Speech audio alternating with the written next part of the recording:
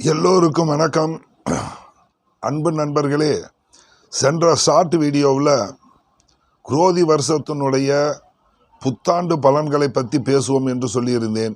அந்த அடிப்படையில் இப்பொழுது குரோதி வருஷத்தினுடைய புத்தாண்டு பலன், அதாவது இந்த குரோதி வருஷம் முழுக்க ஒரு வருஷத்துக்கு உண்டான பலன்கள் ஒவ்வொரு ராசிக்காரர்களுக்கும் எப்படி நடக்கும் என்பதை பற்றி இந்த வீடியோவில் பேசுவோம் நண்பர்களே.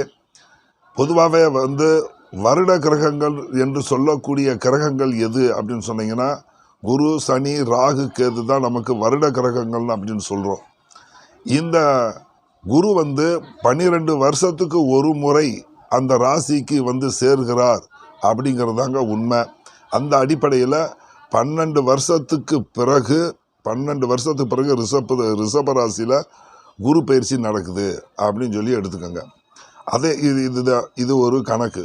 அப்போ அந்த அடிப்படையில் நம்ம பார்க்குறோம் அப்படின்னு சொல்லும்போது, பொதுவாகவே கோச்சார பலன்கள் அப்படின்னு சொல்லக்கூடிய அமைப்பு அப்படின்னு சொல்லும்போது, கோச்சாரத்திலேயே ஜென்ம சனி வரக்கூடிய அமைப்பு, அட்டமத்தி சனி வரக்கூடிய அமைப்பு இருந்து 6-8 தசாபுத்திகள் நடக்கும்போது ஒருவருக்கு கடுமையான கெடுபலன்களை செய்யுங்கிறதையும் நம்ம புரிஞ்சுக்கிறணும் நண்பர்களே. அந்த அடிப்படையில் நம்ம பார்க்கும்போது, இப்போ நம்ம பார்க்கக்கூடியது என்ன அப்படின்னு சொல்லி கேட்டிங்கன்னா, வருடாதார கிரகங்கள் சொல்லக்கூடிய குரு, சனி, ராகு, கேது, இந்த 4 கிரகங்கள் வருட கிரகங்கள். குரு 1 வருஷ கிரகம், சனி 2.5 வருஷ கிரகம், ராகு கேதுக்கள் 1.5 வருஷ கிரகம். இவங்க பூரா ஒரு ராசியில் குரு 1 வருஷம் உட்காருவார், சனி 2.5 வருஷம் உட்காருவார், ராகு கேதுக்கள் 1.5 வருஷம் உட்காருவாங்க. சரிங்களா? இந்த அடிப்படையில் இந்த புத்தாண்டு, தமிழ் புத்தாண்டு பலன் மேச ராசிக்கு மற்றும் 12 ராசிகளுக்கும் எப்படி இருக்கும் என்று நம்ம பார்த்து தெரிந்து கொள்வோம். இந்த அடிப்படையில் இப்பொழுது மேச ராசிக்கு எப்படி நடக்கும் இந்த குரு பெயர்ச்சி, இந்த புத்தாண்டு பலன் மேச ராசிக்காரர்களுக்கு எப்படி இருக்கும் என்பதை பற்றி நம்ம தெளிவாக பேசி விடுவோம் நண்பர்களே. அன்பு நண்பர்களே, இந்த வருஷம் பிறக்கும்போது, குரோதி வருஷம் பிறக்கும்போது மேச ராசிக்குள்ளேயே குரு இருக்கிறார். இதுவே ஒரு சிறப்பான பலன்தான். மேச ராசிக்காரர்கள் அப்படி ஒன்றும் பெரிய சிரமங்களை பட்டுவிடவில்லை அப்படிங்கிறது தாங்க உண்மை. மேச ராசிக்காரர்களுக்கு சூரியன், சந்திரன், குரு, செவ்வாய் இவர்கள் சுபர்களாக வருவார்கள். மேச ராசிக்காரர்களுக்கு இவர்கள் சுபர்களாக வருவார்கள். புதன், சுக்கிரன், சனி இவர்கள் பாவிகளாக வரக்கூடிய அமைப்பில் நடக்கும். அப்போ இதை லக்கணவாரியாக நமக்கு வரக்கூடிய தசாபுத்தி கணக்கு தான் சரியாக நமக்கு பலன்களை சொல்லுங்கிறத நண்பர்கள் புரிந்து கொள்ள வேண்டும். இப்போ நம்ம பேசக்கூடியது கோச்சார பலன்கள், அதாவது இன்றைய கிரக நிலை அமைப்பு அப்படின்னு சொல்லக்கூடியது கோச்சார பலன்கள். இந்த கோச்சார பலன்கள் அடிப்படையில் வரக்கூடிய இந்த கிரகங்கள் நிற்கக்கூடிய இடத்தில் தற்காலிக பலனை செய்வார்கள் அப்படிங்கிறதாங்க உண்மை. ஒருவேளை உங்களுக்கு மேச லக்கணத்திற்கு குரு தசையே நடந்து இதே குரு தசை 2இல் இருக்கக்கூடிய அமைப்பு வரும்போது மேலான பலன்களை அதிகமாக செய்யுங்கிறத நம்ம எடுத்துக்கிறணும். சரிங்களா? இந்த அமைப்பின்படி சித்திரை மாதம் 18ஆம் தேதி 1/5/2024 வருஷம், இந்த வருஷம் மே மாதம் 1ஆம் தேதின்னு வச்சுக்கோங்களேன். இந்த வருஷம் புதன்கிழமை என்ற அமைப்பில் குரு பயிற்சி சரியாக பகல் 1 மணிக்கு திருக்கணிதப்படி குரு பயிற்சி நடக்கிறது. அப்போ மேசராசியிலிருந்து குரு ரிஷப ராசிக்கு மாறுகிறார். இந்த பக்கத்தில் கொஞ்சம் கோயில் கும்பிட்றாங்க, அதனால் கொஞ்சம் டிஸ்டர்பன்ஸாக தான் இருக்கும் நண்பர்களே. கொஞ்சம் அட்ஜஸ்ட் பண்ணி பாருங்கள். டோரெல்லாம் அடைச்சி வச்சுட்டு தான் நான் பேசிக்கிட்டு இருக்கேன். இருந்தாலும் சில இரைச்சல்கள் வரத்தான் செய்யும். அன்பு நண்பர்கள் கொஞ்சம் பெருசுபடுத்தாதீங்க. வீடியோவில் கொஞ்சம் கிளாரிட்டியெல்லாம் கொஞ்சம் கம்மியாக இருக்கிற மாதிரி தான் இருக்கும். நான் செல்ஃபோனை வச்சு தான் வீடியோ போட்டுக்கிறேன், கொஞ்சம் அட்ஜஸ்ட்மெண்ட் பண்ணிக்கோங்க. நாங்கள் நண்பர்களே, இந்த அமைப்பின்படி மேச ராசிக்கு யோகாதிபதியாக வரக்கூடியவர் குரு. அவர் 2இல் நிற்கிறார். நண்பர்களை நன்றாக ஒரு விஷயத்தை புரிஞ்சுக்கிறணும். மேச ராசிக்குள்ள குரு இருக்கும்போது அவர் நட்பு வீட்டில் இருக்கிறார். செவ்வாய் வீட்டில் இருப்பதற்கும் இப்பொழுது சுக்கிரன் வீட்டில் குரு பெயர்ச்சி நடந்து சுக்கிரன் வீட்டில் குரு போவதற்கும் வித்தியாசம் இருக்கு நண்பர்களே. மேச வீட்டில் குரு இருக்கும்போது நட்பு நிலையில் இருப்பார். சுக்கிரன் வீட்டில் இருக்கும்போது குரு பகை நிலைமை அடைகிறார். அப்போ ஒரு கிரகம் தன்னுடைய வலிமை நட்பு நிலைக்கு கீழே வந்துடக்கூடாது அப்படின்னு சொல்லுவது ஜோதிட விதி. நட்புக்கு கீழே வரும்போது சமபலன் அப்படின்னு வரும். சமபலனுக்கு அடுத்து பகை பலன் வரும். பகை பலனுக்கு அடுத்து நீச்ச பலன் அப்படின்னு சொல்லி வரக்கூடிய அமைப்பு வந்துடும். அப்போ இந்த இடத்துல குரு சுக்கிரன் வீட்டில் பகைமைத்தன்மை பெறுகிறார். அப்படிங்கும்போது குரு தன்னுடைய வலிமையை குறைத்து கொள்கிறார் அப்படிங்கிறதாங்க மிக முக்கியமாக எடுக்கணும். நிறைய பேர் யூடியூப்பில் மேசராசிக்காரர்கள் 80% நன்மை இருக்குது, அப்படி இருக்கும் இப்படி இருக்கும் நிறைய பேசியிருப்பாங்க. நான் லேட்டாக போடுறதுக்கு காரணம் நீங்கள் எல்லாத்தையும் கேட்டுக்கிட்டு ஃபைனலாக என் வீடியோவை பார்க்கட்டுங்கிறதுக்காக வேண்டி தான் நான் இந்த வீடியோவே போட்டுக்கிட்டு இருக்கேன். 14ஆம் தேதியை நான் வீடியோ போட்டிருப்பேன். நீங்கள் எல்லாம் கேட்டுக்கங்க. சர்வ நிச்சயமாக நான் சொல்லக்கூடிய பலன் என்று சொல்லக்கூடியது இந்த கிரகங்கள் எந்த வலிமை அடைகிறார்கள், எந்த வலிமையில் இருக்கிறார்கள், அந்த வலிமைக்கு தக்கன பலன் தான் தருவார்கள் அப்படிங்கிற அடிப்படையில் தான் நான் பேசுவேன்.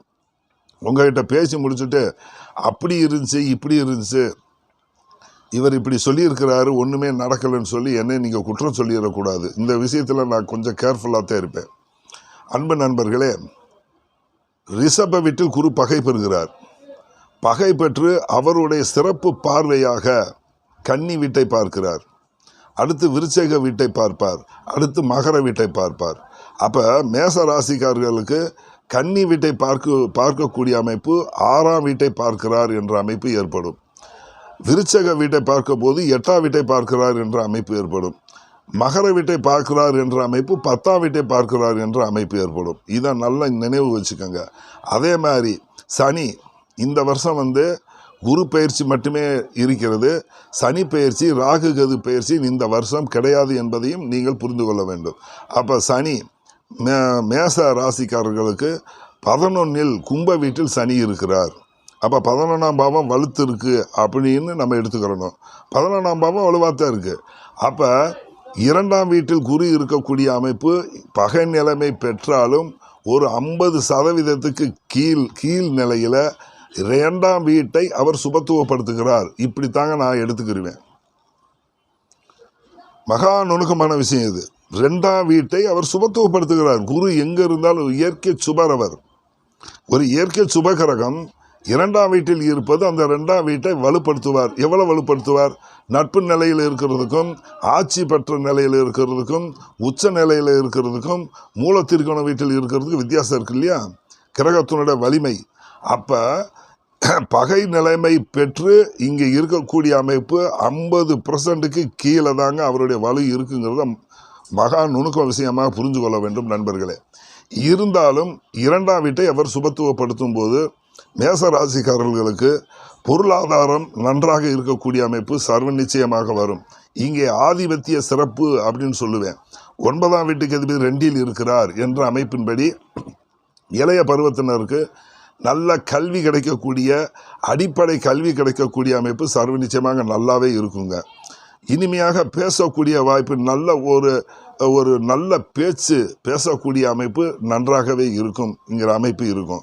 2இல் ஒரு சுபகரகம் இருக்கக்கூடிய அமைப்பு 2ஆம் பாவம் தனஸ்தானம், குடும்பஸ்தானம், வாக்குஸ்தானம் என்று சொல்லக்கூடிய இடத்தில் ஒரு இயற்கை சுபகரகம் இருக்கக்கூடிய அமைப்பு 2ஆம் வீட்டை கொஞ்சம் பலப்படுத்துகிறார் அப்படின்னு தான் நம்ம எடுத்துக்கிறணும். சரிங்களா? அப்போ 2இல் தனம், வாக்கு, குடும்பம் அப்படின்னு சொல்லக்கூடிய இடம் இங்கே மேன்மை அடைகிறது அப்படின்னு எடுத்துக்கிறணும். அப்போ மேசராசிக்காரர்களுக்கு குடும்பம் நன்றாக இருக்கும். வாக்குஸ்தானம், வாக்கு வலிமை நன்றாக இருக்கிறது. தனம் என குரு தனக்காரன், புத்திரக்காரகன். அப்போ தனம் என்று சொல்லக்கூடிய நல்லா சம்பாதிக்கக்கூடிய யோகம் கிடைக்கிறது. நல்ல வேலை கிடைக்கிறது. நல்ல வேலை கிடைக்கும். பொருளாதாரம், படிப்பு சம்பந்தப்பட்ட விஷயங்கள், வியாபாரம் செய்யக்கூடிய நபர்கள் உத்தியோகம் கிடைக்கக்கூடிய அமைப்பு, படிச்சுவிட்டு வேலை தேடக்கூடியவர்களுக்கு உத்தியோகம் கிடைக்கக்கூடிய அமைப்பு. 6ஆம் வீட்டை பார்க்கிறார். கன்னி வீட்டை பார்க்குறாருல, 6ஆம் பாவம் என்று சொல்லக்கூடியது கடன், வம்பு, வழக்கு, பிரச்சனைன்னு வரக்கூடிய இடம் இல்லையா? அந்த 6ஆம் வீட்டில் உத்தியோகம், அடிமை தொழில் அப்படின்னு ஒன்று இருக்குல்ல.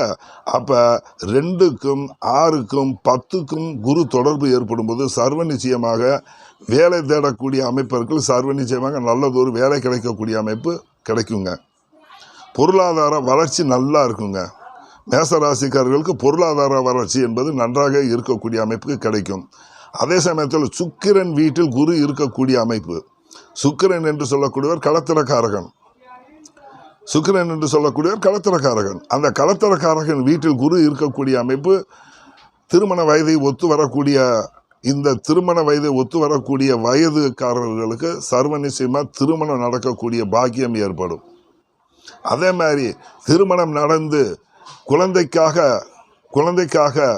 வெயிட் பண்ணி கொண்டு இருப்பவர்களுக்கு, குழந்தையை எதிர்பார்த்து கொண்டு இருப்பவர்களுக்கு இந்த வருடம் புத்திர பாக்கியம் கிடைக்கக்கூடிய அமைப்பு சர்வ நிச்சயமாக கிடைக்கும்.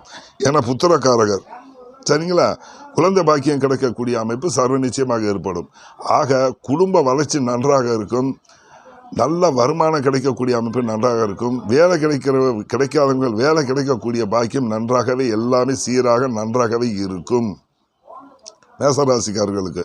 அதே மாதிரி ரிஷப வீட்டிலிருந்து தனது 5வது பார்வை 6ஆம் வீட்டை பார்க்கக்கூடிய அமைப்பு அப்படின்னு வரும்போது சர்வ நிச்சயமாக கடன் படக்கூடிய அமைப்பும் சர்வ நிச்சயமாக வரும்.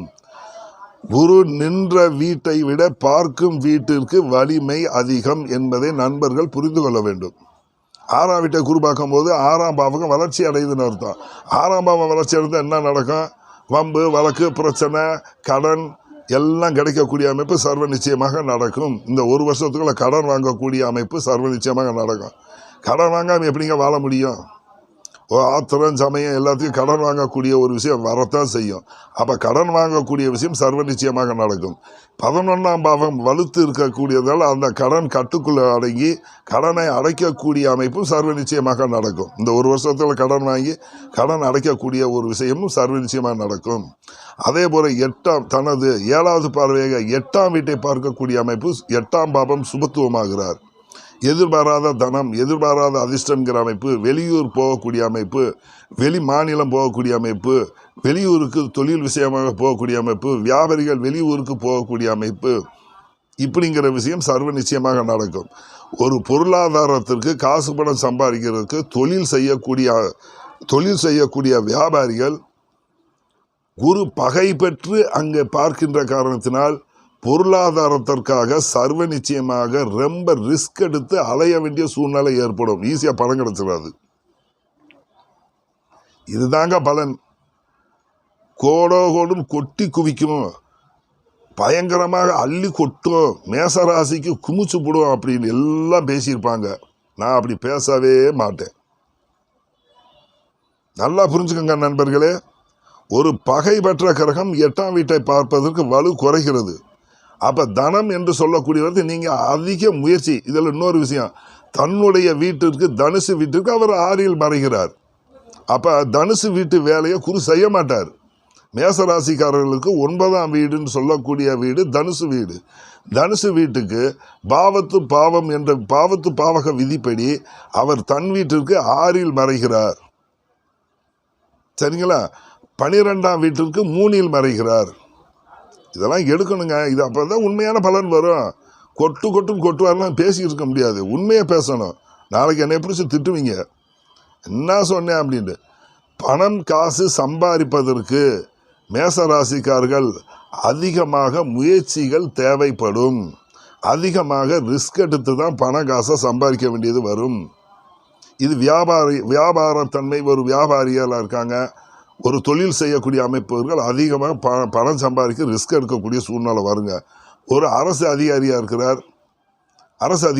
இருக்கக்கூடிய ஒரு ஆஃபீஸில் வேலை பார்க்குறவங்க அவங்களுக்கு எப்படி நடக்கும் அப்படின்னு கேட்டிங்கன்னா, 8ஆம் வீட்டை குரு பார்க்கக்கூடிய அமைப்பு திடீரென்று இடமாற்றங்கள் ஏற்படக்கூடிய அமைப்பு நடக்கும்.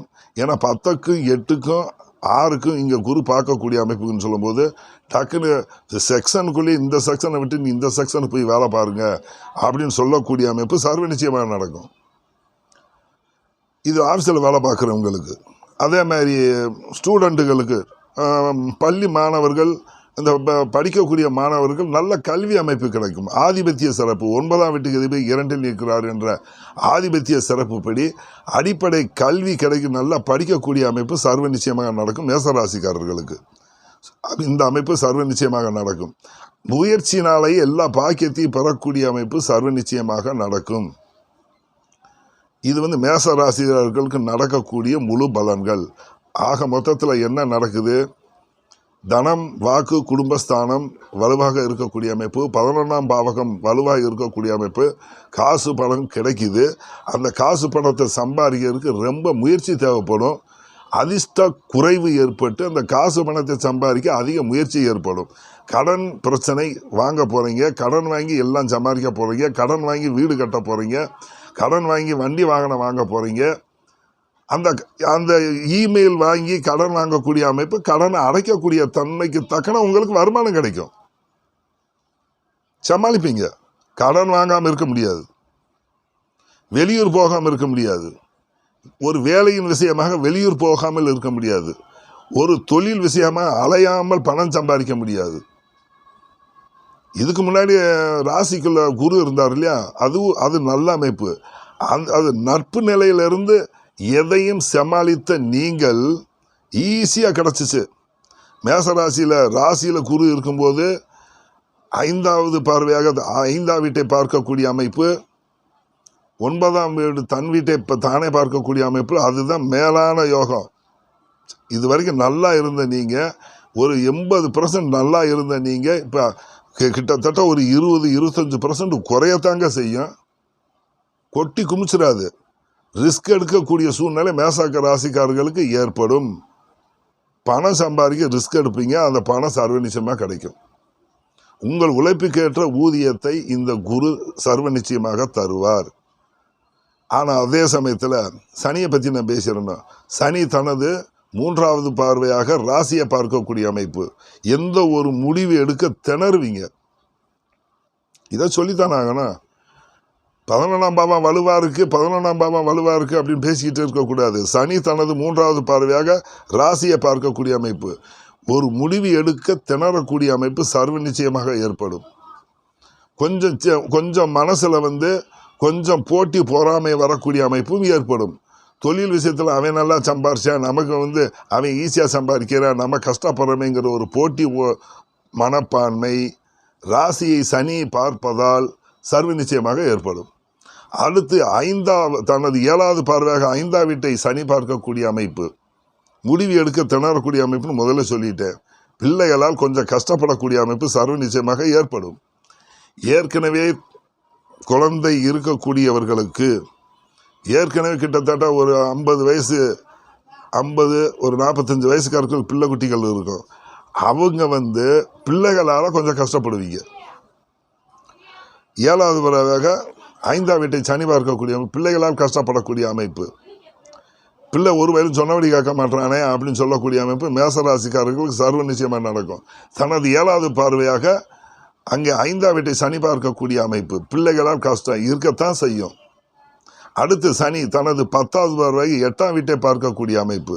சில சமயங்களில் வம்பு வழக்கு பிரச்சனைகளை சந்தித்து அதன் பிறகு வெற்றி காணக்கூடிய அமைப்பு நடக்கும். முதல்ல பாவத்துவம், அதுக்கு அடுத்து தான் சுபத்துவம்.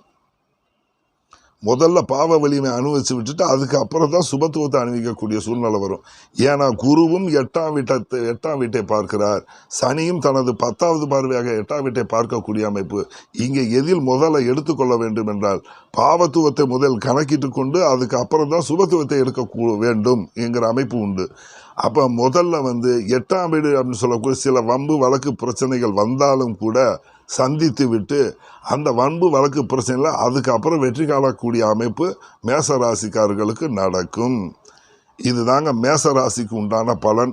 இந்த ஒரு வருஷத்துக்கு இதுதான் நீங்கள் சந்திக்க போகிறீங்க. சர்வ நிச்சயமாக பாருங்கள்.